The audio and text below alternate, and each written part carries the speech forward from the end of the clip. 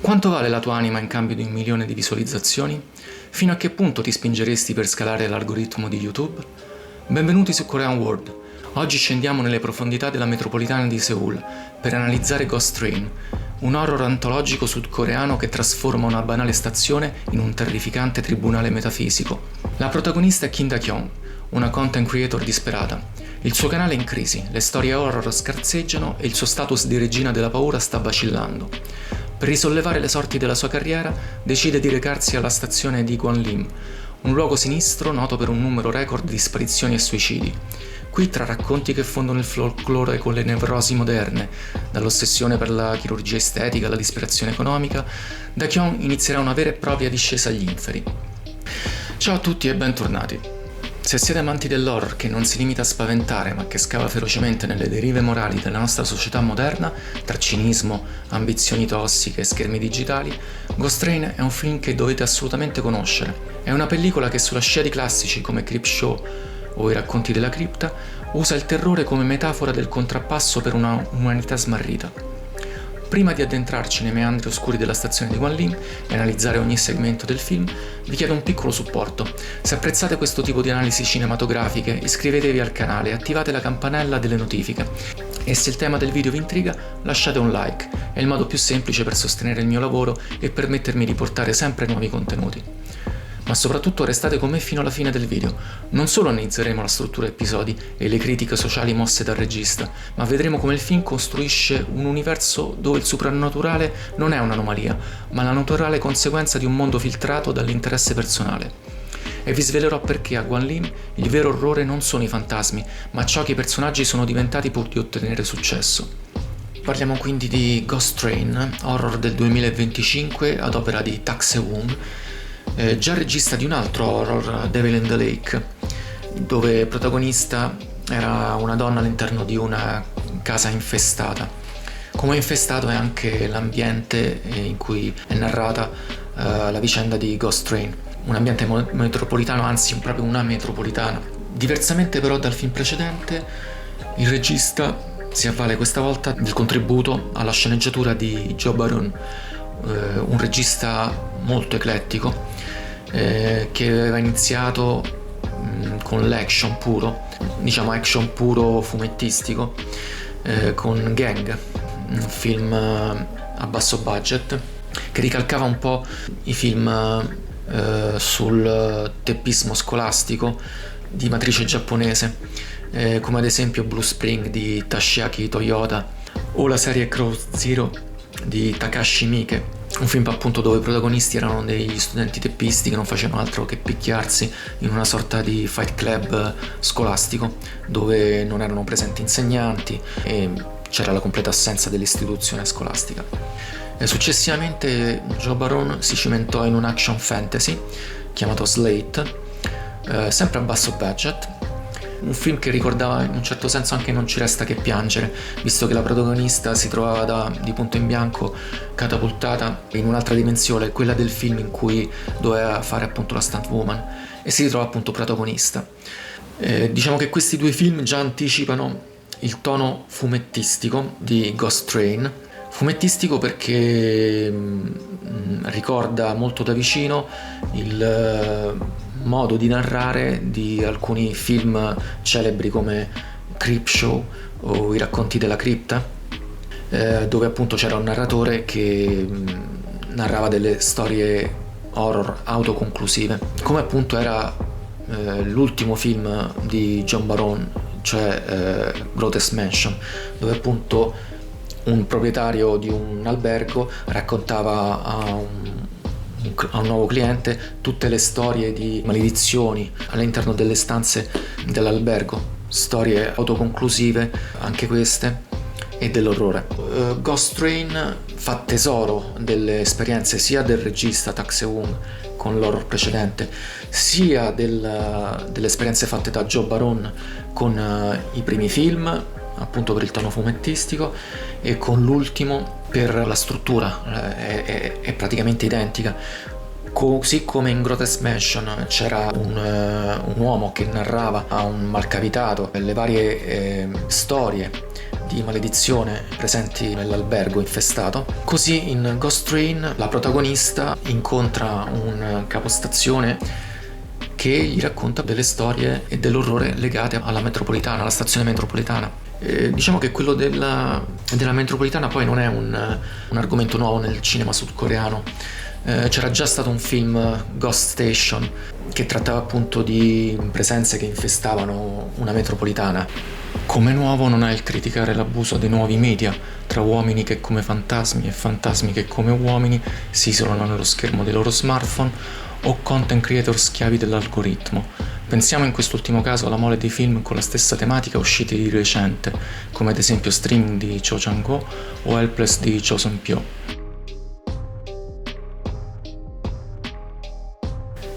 In Ghost Train, Kim Dae-kyung, interpretata da Chu Yeon-young, è una content creator specializzata in soggetti horror, ma il suo canale è in crisi, le visualizzazioni scarseggiano e le storie sembrano essersi esaurite. Per risollevare le sorti del suo canale si reca alla stazione di Gwanlim. Qui incontra un capostazione a cui chiede se ci sono storie interessanti da poter raccontare. Sulle prime il capostazione non intende fornire alcuna intervista perché capisce che il lavoro della ragazza è atto più che altro a spettacolarizzare delle storie che magari meritano un certo rispetto, non vuole speculare quindi sul dolore altrui. Tuttavia Da-kyung riesce a corrompere il capostazione offrendogli del liquore pregiato. Attraverso i racconti dell'uomo emergono gli orrori della metropolitana. Tra di essi spicca la storia di un giovane perseguitato dal fantasma di una donna che sbatte la testa contro la porta della metro. C'è poi la vicenda di una studentessa invidiosa della ragazza del suo professore che finisce per essere tormentata da una figura inquietante dal naso rifatto. Un altro episodio narra di un senzatetto che scopre una magica moneta rossa in grado di far sparire le persone all'interno di un distributore automatico. Sullo sfondo la stazione rivela un passato oscuro legato al suicidio di massa di una setta religiosa, avvenuto 50 anni prima proprio sotto la fondamenta della struttura. Da-kyung, spinta da un'ambizione sempre più arrogante, ignora gli avvertimenti di una ragazza che la intima di togliere i video sul suo canale proprio per evitare che le persone che guardino quei video poi accorrano alla stazione. Solo che lei non demorde anche di fronte alla scomparsa della rivale Lina, colpita da una maledizione. Infine, dopo aver ottenuto dal capostazione le informazioni sul leader della setta responsabile dei suicidi di massa all'interno della stazione, Da-kyung finisce per affrontare le inevitabili conseguenze del proprio arrivismo. Come detto all'inizio, Ghost Train è un horror antologico, un po' come Creepshow, Racconti della cripta e appunto Grotesque Mansion, l'ultimo film appunto dello sceneggiatore Joe Barone. Come i film che ho appena citato, Ghost Train condanna in una sorta di contrappasso le colpe dei protagonisti, che fanno parte di un'umanità moderna smarrita tra cinismo, ambizioni tossiche e schermi digitali. I vagoni della metropolitana diventano una specie di tribunale metafisico dove ogni protagonista risponde delle proprie colpe. Si inizia con il primo racconto, che è quello del un giovane studente che invece di studiare passa il tempo a bighellonare, a ubriacarsi, tratta male la cassiera del mini market in cui compra le sigarette. Questo atteggiamento maleducato ottiene la sua condanna con la prima storia, appunto quella della donna che sbatte contro le porte del vagone. È un'immagine, quella della donna, che ricorda molto alcuni tropi del J-horror, come quello appunto della donna coi capelli lunghi, presente in vari film come a cominciare da Ringu, Il capostipite, fino a Ju-on. Questo episodio stabilisce immediatamente il tono della pellicola. Il terrore nasce appunto dalle crepe di una condotta morale discutibile, anche se però non ha un valore sociale, sociologico, cosa che invece hanno gli episodi successivi. Quello in cui una giovane studente, all'interno sempre appunto del vagone di una metropolitana, incontra una donna che si è appena rifatta il viso ed è pertanto completamente bendata. Vede spesso questa figura all'interno del vagone e fuori dalla metropolitana. Questa ragazza dentro il vagone incontra il suo ex professore, un giovane aitante di cui è segretamente innamorata. Proprio mentre cerca di attirare la sua attenzione, entra dentro la metropolitana la ragazza del professore, una ragazza ovviamente molto più adulta di lei, che è una semplice studentessa e che soprattutto ha un naso rifatto. È un dettaglio che colpisce subito la ragazza, proprio perché si sente inadeguata rispetto a quel canone di bellezza. Sa che il professore di cui è invaghita apprezza donne che hanno appunto quel canone di bellezza. E questa ragazza o amante del professore, vedendo poi la studentessa negli occhi, capisce che anch'essa comunque sia si è fatta qualche ritocco, si è fatta le doppie palpebre. Quindi già capiamo che il tema di questo episodio è la chirurgia estetica, che è un tema molto presente nella cultura sudcoreana. Il regista poi fa sì che la protagonista di questo episodio senta il peso del condizionamento sociale dovuto proprio alla chirurgia estetica. Esce dalla metropolitana e ad esempio vede dei muri tutti tappezzati di donne ritoccate, un canone di bellezza ovviamente irraggiungibile. La ragazza non ha una colpa grave dal punto di vista personale, non è che si comporti male. Però il fatto di essere succube di questa necessità di sembrare più bella, di attirare l'attenzione dell'individuo che ama, fa sì che anche lei sia oggetto di contrappasso, proprio perché la persona che aveva visto all'interno della metropolitana tutta bendata è in realtà una presenza sovrannaturale. Prima di tutto le fa sapere che ha un bel naso e secondo poi le vuole buttare dell'acido addosso. È proprio per far capire che la colpa della ragazza è quella di non accontentarsi del suo corpo, della sua bellezza e di voler ritoccarsi un naso che in realtà non ha bisogno di ritocchi. E poi appunto, senza spoilerare troppo, anche lei ovviamente sarà oggetto di contrappasso. Da-kyung, lungi dall'essere scossa da queste storie, le vede solo come carburante per il suo canale, ignorando i segnali di un destino che sta iniziando a stringersi attorno a lei. Il film poi prosegue esplorando la disperazione economica attraverso la storia di un uomo, un senza tetto, che trova una moneta rossa accanto a un distributore automatico di lattine. L'uomo viene costantemente derubato da altri senza tetto ed è senza ovviamente speranza.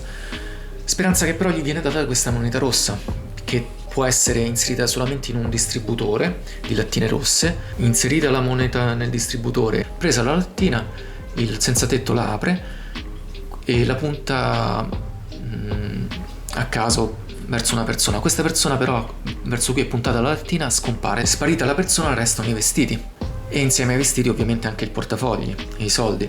Il senza tetto ovviamente ne approfitta e soprattutto capisce che non è un caso, pertanto utilizza tutte le monete che ha e che trova per prelevare altre lattine e puntarle verso altri malcapitati.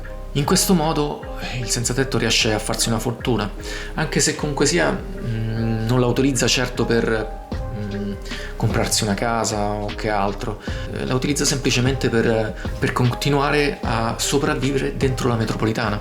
Ad esempio entra in un mini market, lo stesso mini market dove cui era entrato in precedenza nel primo episodio dello studente, compra cose e non richiede il resto, anche se dovrebbe averlo, proprio perché non ne ha più bisogno, e riesce pertanto a svoltare. Finché in un cortocircuito temporale e visivo l'uomo vede se stesso dall'altra parte della banchina, che aprendo una lattina per la prima volta chiude il cerchio della sua avidità, facendolo sparire nel distributore automatico come le sue precedenti vittime. La narrazione poi si sposta sulla rivalità interna all'ufficio di Da-kyung, mettendo a nudo l'invidia tra le content creator. Content creator come Lina, che è una youtuber di successo che punta tutto sulla bellezza, e diventa il bersaglio del risentimento di Da-kyung, non tanto per la sua bellezza, ma perché flirta con il capo, o almeno è quello che le sembra, mentre il capo in realtà ha occhi solo per lei, per Da-kyung. Tuttavia, entrambe le star, con l'ausilio della maledizione, finiscono per invidiarsi a vicenda. Lina non sopporta che la sua rivale ottenga il record delle visualizzazioni e l'altra si sente scavalcata sia sul piano lavorativo che affettivo. Però appunto qui interviene sia la maledizione che diciamo il pregiudizio di Da-kyung, visto che il capo non prova alcun sentimento per Lina e soprattutto Lina non ha alcun approccio con il capo, anche se poi la maledizione appunto interviene facendo sì che Da-kyung veda un'effusione tra i due che non c'è. L'arrivismo di Da-kyung la porta a ignorare gli avvertimenti di una donna misteriosa vittima della maledizione e non si ferma neanche Da-kyung dopo aver ascoltato la storia che riguarda Lina. Sì, perché anche Lina diventa oggetto di maledizione e subisce una mutazione come Da-kyung, solo che Da-kyung ha un abbigliamento più aggressivo proprio perché ogni storia che ascolta diventa più ambiziosa, più cinica da quel contenitore di timidezza che era all'inizio. Da-kyung diventa sempre più aggressiva, arrogante con il capo, proprio perché crede che la stia tradendo. E dicevamo quindi che come Da-kyung anche Lina subisce una mutazione, solo che è una mutazione proprio fisica, è oggetto della maledizione, proprio perché a un certo punto tocca un palo della metropolitana, viene a contatto con una materia viscosa che le produce delle vesciche sulle mani. Queste vesciche esplodono poi in fiori grotteschi, è proprio segno di una bellezza naturale che nasce dalle imperfezioni e non dalla ricerca ossessionata dell'esatto opposto. Ogni nuovo segmento di Ghost Train è collegato agli altri tramite incroci temporali che ne arricchiscono o mettono in dubbio il senso. Comprendiamo ad esempio perché il senzatetto all'inizio viene ripreso dalla cassiera mentre tocca gli scaffali, ovvero per sottolineare il paradosso di essere di nuovo ripreso successivamente, sempre dalla cassiera, ma non per aver toccato la merce, ma per non aver preso il resto, da irriconoscibile uomo elegante.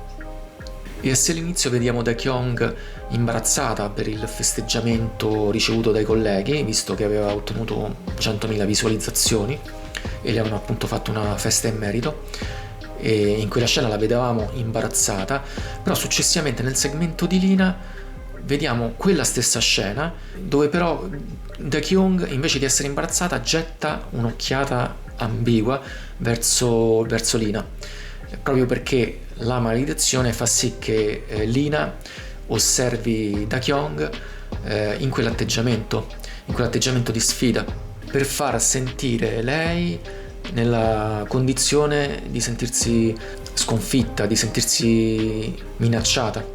In questo modo il regista fa sì che si accumulino depistaggi che fanno vacillare le certezze, con il contributo di una maledizione che alimenta il caos cognitivo di pubblico e personaggi.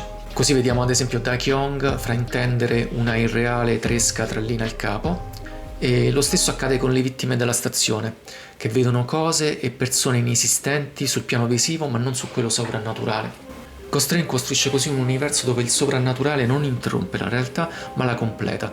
La maledizione non è un'anomalia, bensì la naturale conseguenza di un mondo in cui ogni relazione è filtrata dall'interesse personale, dal desiderio di emergere e dalla volontà di trarre vantaggio dagli altri. Il vero orrore allora non risiede nelle apparizioni che infestano la stazione di Guanlim, ma nel sistema di valori che ha prodotto le loro vittime. Il soprannaturale diventa solo l'atto finale di una condanna che i personaggi avevano già iniziato a infliggersi da soli.